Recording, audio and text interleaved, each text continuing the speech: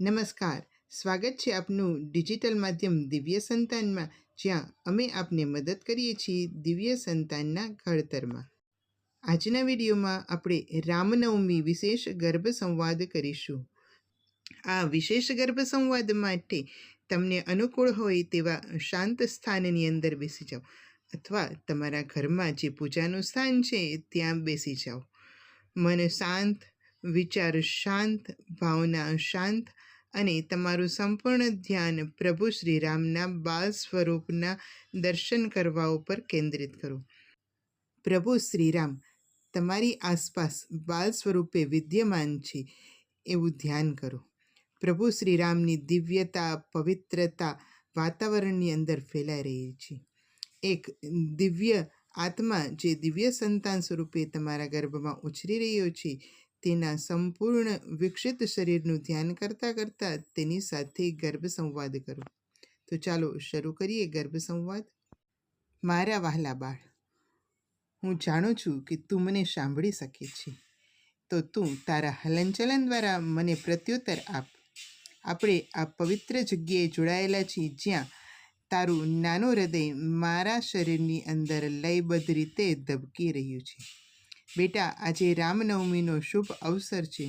હું તારી સાથે મારા આશાઓ, સપનાઓ અને આશીર્વાદની વાત કરવા માંગુ છું. પ્રભુ શ્રી રામની વાત કરવા માંગુ છું.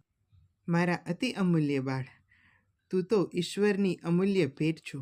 જેમ ભગવાન રામનો જન્મ આ વિશ્વમાં પ્રકાશ લાવવા માટે થયો હતો, તેમ હું પ્રાર્થના કરું છું કે તારું જીવન પણ પ્રકાશિત થાય. ભગવાન રામની જેમ એક નાયક તરીકે મજબૂત, સદાચારી અને દયાળુ બને. રામનવમી ભગવાન વિષ્ણુના 7મા અવતાર ભગવાન રામના જન્મદિવસ તરીકે ઉજવવામાં આવે છે. તેમનો જન્મ અયોધ્યામાં બપોરે 12 વાગ્યે પુનર્વસુ નક્ષત્રમાં થયો હતો. તેમનું જીવન હિંમત, બલિદાન અને અતૂટ ધર્મના માર્ગ ઉપર ચાલવાનું પ્રેરક ઉદાહરણ છે. પવિત્ર દિવસે પ્રભુ શ્રીરામ પાસે તારા માટે દિવ્ય આશીર્વાદની વર્ષા માંગુ છું. મારા પ્રિય બાળક, તું મારી અંદર દિવ્યતાની પ્રવાહની ધારાની જેમ વહી રહ્યું છે, ઉછરી રહ્યું છે અને વિકસિત થઈ રહ્યું છે. તો સાંભળ બેટા, જેમ ભગવાન રામે જેમ કસોટીઓ અને મુશ્કેલીઓનો સામનો કરીને વિજય મેળવ્યો હતો, તેમ તું પણ તેમના ગુણોને યાદ રાખ. સત્ય પ્રત્યેની તેમની અતૂટ પ્રતિબદ્ધતા, તમામ જીવો માટેનો તેમનો પ્રેમ અને તેમની ફરજની ભાવના જેવા ગુણોને તારા જીવનમાં મૂર્તિમંત કરી અને ભવ્ય વિજય અને સફળતા મેળવો. ધ્યાનથી સાંભળ મારા નાના બાળ. ભગવાન રામ આપણને બલિદાન શીખવે છે. કુટુંબ માટે, ધર્મ માટે, સારું જીવન જીવવા માટે વફાદારી, નમ્રતા અને ક્ષમા એ આપણા જીવનનું મહત્વનું અંગ છે તેવું પ્રભુ રામ શીખવી ગયા છે.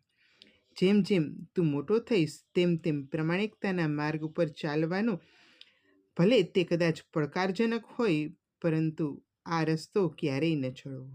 મારા વહાલા દિવ્ય પ્રેમ, હું તને કહેવા માંગુ છું કે જેમ ભગવાન રામે અધર્મ ઉપર ધર્મનો વિજય પતાકા ફેરાવ્યો, તેમ તું પણ આ સંસારની અંદર તારા શુભ ગુણો અને કર્મો દ્વારા આ વિશ્વને વધુ સુંદર બનાવવા પ્રયત્ન કરજે.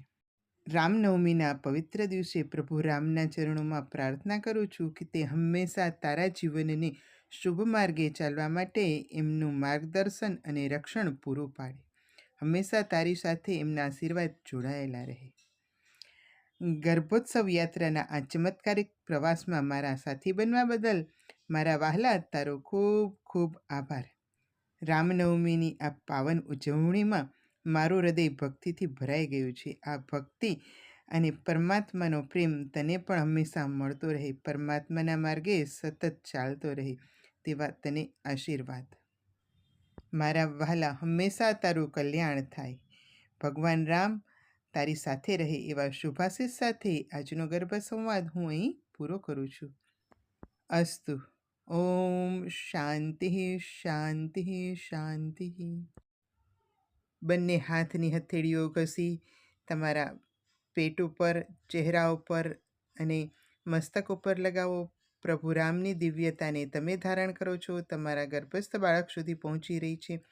પ્રભુ રામ એના જીવનની અંદર પ્રેમ, કરુણા, દયા, મમતા જેવા ગુણો વરસાવી રહ્યા છે, વિકસાવી રહ્યા છે. એ ભાવ સાથે આજનો આ વિડીયો અહીં જ સમાપ્ત કરીએ છીએ. અસ્તુ, ધન્યવાદ.